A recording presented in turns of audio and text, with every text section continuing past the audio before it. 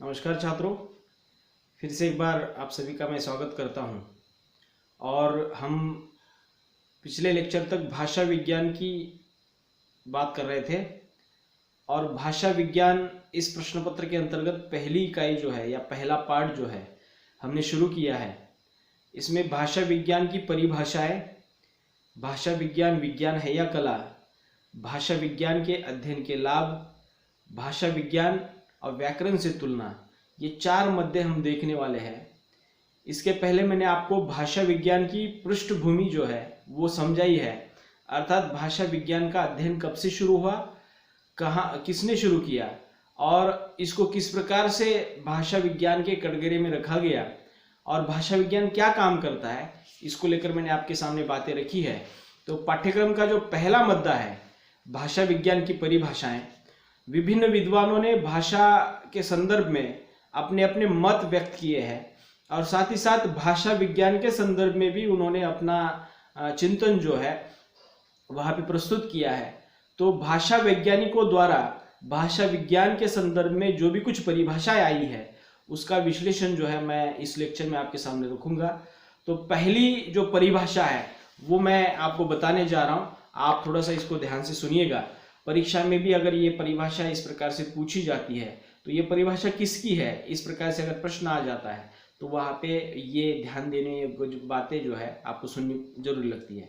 तो देखिए, पहली परिभाषा है डॉक्टर बाबू श्याम सुंदर दास जी की और उनका भाषा रहस्य नामक ग्रंथ है और उसमें उन्होंने ये परिभाषा दी है कि भाषा विज्ञान भाषा की उत्पत्ति, उसकी बनावट, उसके विकास तथा उसके ह्रास की वैज्ञानिक व्याख्या करता है। अर्थात बाबू श्याम सुंदर दास जी का कहना है, डॉक्टर श्याम सुंदर दास जी ने अपने भाषा रहस्य नामक ग्रंथ में भाषा विज्ञान की परिभाषा की है। उनका कहना यह है, भाषा विज्ञान भाषा की उत्पत्ति, उसकी बनावट, उसके विकास तथा उसके ह्रास की वैज्ञानिक व्याख्या करता है।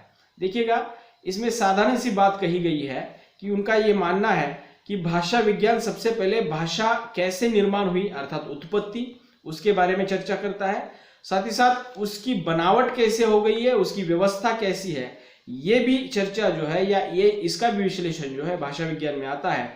फिर किसी भाषा का विकास किस रूप में होता है, किस वजह से होता है, उसके पीछे के कारण क्या है, ये सभी विश्लेषण जो है भाषा विज्ञान हमें देता है। और चौथी बात उसमें कही गई है, किसी एकाध भाषा का ह्रास किस प्रकार से होता है। हमने भाषा विज्ञान के भाषा के संदर्भ में विशेषताएं देखी थी कि कोई भी भाषा का अंतिम रूप नहीं होता, अर्थात भाषा समाप्त नहीं होती बल्कि वो परिवर्तित होती है। तो यहाँ पे हम देखते हैं कि किसी भी भाषा का ह्रास जो है मतलब अंतिम पड़ाव तक भाषा वो किस प्रकार तब्दील हो जाती है, तो इसके बारे में विश्लेषण प्रस्तुत करने का काम जो है भाषा विज्ञान का है। तो इस तरह से मैं फिर से एक बार इस परिभाषा को दोहराता हूं, आप इसको समझ जाएंगे। भाषा विज्ञान भाषा की उत्पत्ति, उसकी बनावट, उसके विकास तथा उसके ह्रास की वैज्ञानिक व्याख्या करता है। अर्थात इसका वैज्ञानिक व्याख्या मतलब वैज्ञानिक विशिष्ट विश्लेषण जो है भाषा विज्ञान के सामने वहां पे किया जाता, अंतर्गत किया जाता है। तो अगली परिभाषा जो है मंगलदेव शास्त्री द्वारा, उनके शब्दों में हम कह सकते हैं, मंगलदेव शास्त्री का एक ग्रंथ है तुलनात्मक भाषा शास्त्र, इसमें उन्होंने ये बात कही है भाषा विज्ञान के संदर्भ में। वो कहते हैं मंगलदेव शास्त्री जी, भाषा विज्ञान उस विज्ञान को कहते हैं जिसमें सामान्य रूप से मानवीय भाषा, किसी विशेष भाषा की रचना और इतिहास का और अंततः भाषा या प्रादेशिक भाषाओं के वर्गीकरण वर्गों की पारस्परिक समानताओं को और विशेषताओं का तुलनात्मक विचार किया जाता है। देखिए, इसमें 3-4 बातें आ गई है, मैं मतलब थोड़ा सा अलग करके आपको बता देता हूं कि एक बात पहली कही है उन्होंने, भाषा विज्ञान उस विज्ञान को कहते हैं जिसमें सामान्य रूप से मानवीय भाषा का अर्थात मनुष्य द्वारा बोली जाने वाली भाषा का अध्ययन होता है। दूसरी बात उनकी परिभाषा में है किसी विशेष भाषा की रचना और इतिहास का, और उन्होंने कहा है किसी एक विशेष भाषा के इतिहास के बारे में भी विश्लेषण भाषा विज्ञान करता है और उस भाषा की बनावट, उस भाषा की रचना किस प्रकार से हुई है उसका भी अध्ययन जो है भाषा विज्ञान के अंतर्गत किया जाता है। और तीसरी बात उन्होंने कही है, भाषाओं या प्रादेशिक भाषाओं के वर्गों की पारस्परिक समानताओं को और विशेषताओं का तुलनात्मक विचार भी भाषा विज्ञान प्रस्तुत करता है। मतलब किसी प्रदेश के अंतर्गत बहुत सारी अगर भाषाएं वहां पे बोली जाती है तो उन भाषाओं में समानताएं क्या है, पारस्परिक विषमताएं क्या है, और इसकी व्याख्या या इसकी तुलना करने का काम जो है भाषा विज्ञान के अंतर्गत किया जाता है। तो लगभग 3-4 बातें इस परिभाषा में आ गई है। तो इतना समझ लीजिएगा कि भाषा की तुलना, एक भाषा की दूसरी भाषा के साथ तुलना करना, उस भाषा की रचना के बारे में जानकारी लेना, उस भाषा के विकास को पहचानना और साथ ही साथ मनुष्य द्वारा बोली जाने वाली भाषा का अध्ययन उस भाषा विज्ञान में होता है। तो मंगलदेव शास्त्री का इतना ही कहना है। उनकी परिभाषा को मैं फिर से एक बार दोहराता हूं। देखिए, भाषा विज्ञान उस विज्ञान को कहते हैं जिसमें सामान्य रूप से मानवीय भाषा, किसी विशेष भाषा की रचना और इतिहास का, और अंततः भाषाओं या प्रादेशिक भाषाओं के वर्गों की पारस्परिक समानताओं और विषमताओं का तुलनात्मक विचार वहां पे किया जाता है। तो इस प्रकार से ये परिभाषा है। तो ये 2 परिभाषाओं से हम देख सकते हैं कि भाषा के संदर्भ में वहां पे बातें कही जा रही है और भाषा का एक विशिष्ट ज्ञान जो है भाषा विज्ञान के माध्यम से वहां पे सामने लाया जाता है। अगली परिभाषा है देवी शंकर द्विवेदी जी की। देखिए, भाषा की प्रकृति, उसके गठन तथा व्यवहार आदि की वस्तुनिष्ठ परीक्षा करने वाला विज्ञान का नाम भाषिकी है। अर्थात भाषा की प्रकृति मतलब भाषा कैसे बनी हुई है, उसका स्वरूप क्या है, उसका गठन अर्थात उसकी जो व्यवस्था है, उसकी बनावट जो है किस प्रकार से हुई है, तथा उसका व्यवहार किस प्रकार से चलता है आदि की वस्तुनिष्ठ परीक्षा करने वाले विज्ञान का नाम भाषिकी है। द्विवेदी जी ने भाषा विज्ञान के लिए भाषिकी शब्द का प्रयोग किया है, लेकिन ये भाषिकी शब्द भाषा विज्ञान का पर्यायी शब्द के रूप में वो इस्तेमाल करते हैं। तो देवी शंकर द्विवेदी जी का ये मानना है किसी भी भाषा की प्रकृति अर्थात उसका स्वरूप, उसके गठन तथा उसके व्यवहार आदि की वस्तुनिष्ठ व्याख्या जिस विज्ञान के माध्यम से की जाती है वो भाषा विज्ञान है। अगली परिभाषा है डॉक्टर भोलानाथ तिवारी द्वारा उन्होंने लिखी हुई है। उनके अनुसार देखिए भाषा विज्ञान क्या है, जिस विज्ञान के अंतर्गत समकालीन, ऐतिहासिक, तुलनात्मक और प्रायोगिक 4 बातें हैं, ध्यान दे दीजिए। जिस विज्ञान के अंतर्गत समकालीन अर्थात अपने समय के, ऐतिहासिक मतलब प्राचीन समय के, तुलनात्मक अपने ही समय के किसी दूसरे भाषा के साथ, और प्रायोगिक मतलब व्यवहारिक क्षेत्र में वो भाषा जिस स्तर पर काम में लाई जाती है, इसे बहुत कम सहायता मिलती प्रायोगिक स्तर से, अध्ययन के सहारे भाषा की उत्पत्ति, गठन एवं प्रकृति एवं विकास आदि के सम्मुख व्यवस्था करते हुए इन सभी के विषय में सिद्धांतों का निर्धारण हो, उसे भाषा विज्ञान कहते हैं।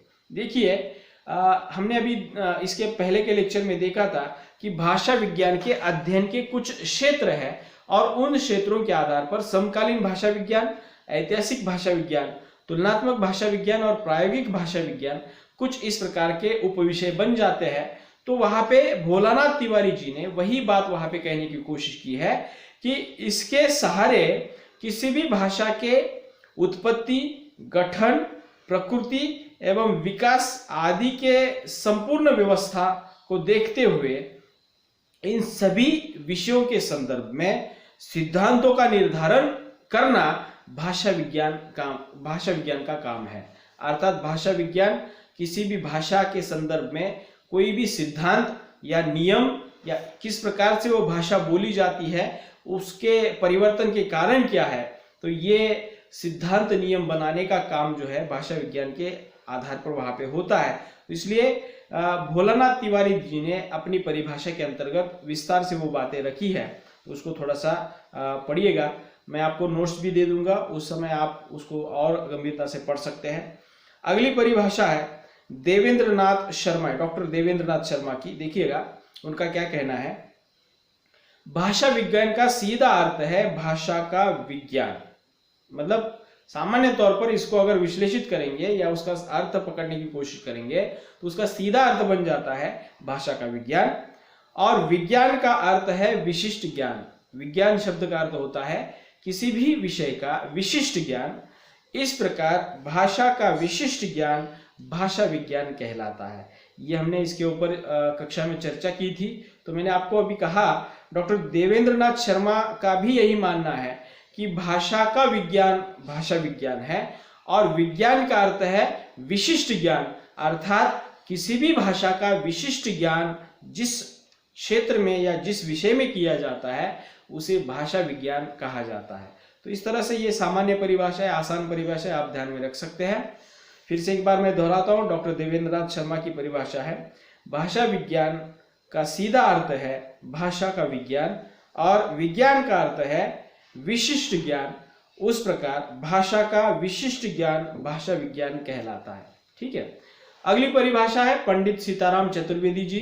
इनके द्वारा भाषा विज्ञान के संदर्भ में कुछ बात कही है या उनके द्वारा कही गई परिभाषा इस प्रकार है।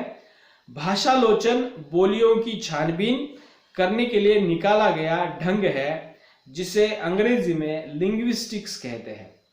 और देखिएगा इसमें इन्होंने एक बात नई बात कही है कि भाषालोचन, ये भाषा विज्ञान का ही पर्यायी शब्द है, ऐसा समझ लीजिए।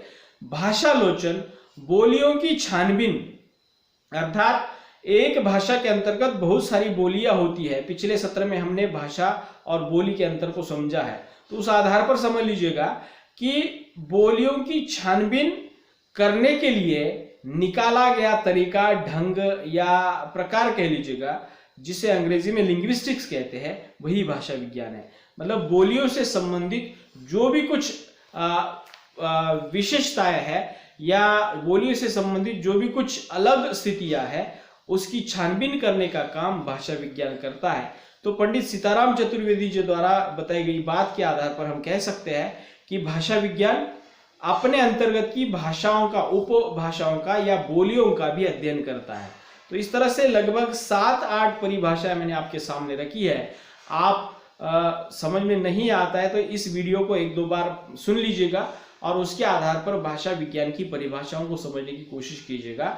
अगले लेक्चर में मैं इस पाठ के या इस टॉपिक के अगले मुद्दे के साथ उपस्थित रहूंगा। तब तक के लिए रुकते हैं। धन्यवाद।